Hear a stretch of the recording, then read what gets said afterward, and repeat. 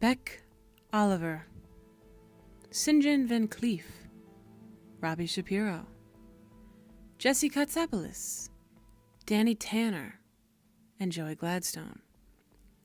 You might be wondering, what do these 6 people have in common?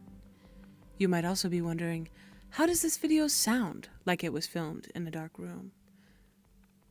But what if I told you these weren't 6 people at all? Let me explain. Yesterday, as I was scrolling through my Instagram feed, I came across this photograph. It was then that I realized that this character, Beck, bears a striking resemblance to Uncle Jesse, aka Jesse Katsopoulos, aka John Stamos. Then, my conspirative tendencies got me thinking. Was this intentional? What are some other similarities? For starters, the show, Full House, famously takes place in California. Now, Victorious takes place at Hollywood Arts High School. Now, you might be wondering, where the heck is that? Well, it's also in California. Now, Hollywood Arts High School. Hollywood Arts. That means it's an arts high school. Who was that I knew who also had appreciation for the arts? Oh, that's right. As you may recall, Uncle Jesse played in a band. Yet another striking detail is the fact that this character's name is Beck. Now, could this be a subtle nod to the name of Jesse's wife, Rebecca, almost always referred to as Becky? And honestly, at this point, I think I've really proved beyond a reasonable doubt that Beck is really just young Jesse, but that leaves all the other characters up in the air. Let's dive back in. Let's talk about Robbie Shapiro. Class clown, quirky, carries around a puppet. Need I go on? Clearly, he is Joey Gladstone. And if you can also recall, Joey pursued a career in comedic performance, which would serve as an explanation for why he was attending a performing arts school. But what about Danny? Oh, Danny.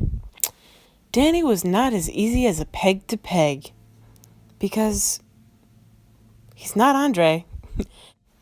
But after careful investigation and research, I found a character I had previously forgotten about.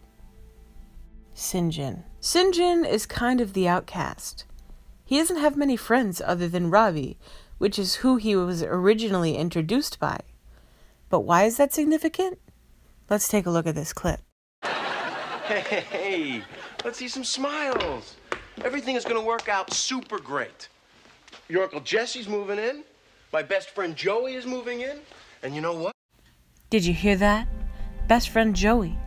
That means that would make Robbie St. John's best friend. And pretty much only friend. Which would also explain why Beck and St. John are not really all that close, because they don't really have any relationship at this point, because really, it's his future brother-in-law. Additionally, St. John has obligation to post on the Slap, which is the equivalent to an online school newspaper, which is interesting, because if you remember, Danny is the host of Wake Up San Francisco.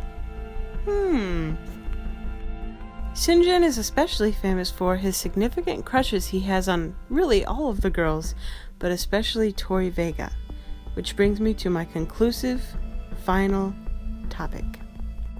Tori Vega is meant to represent Pamela Tanner, aka the mother of Michelle, DJ, and Stephanie.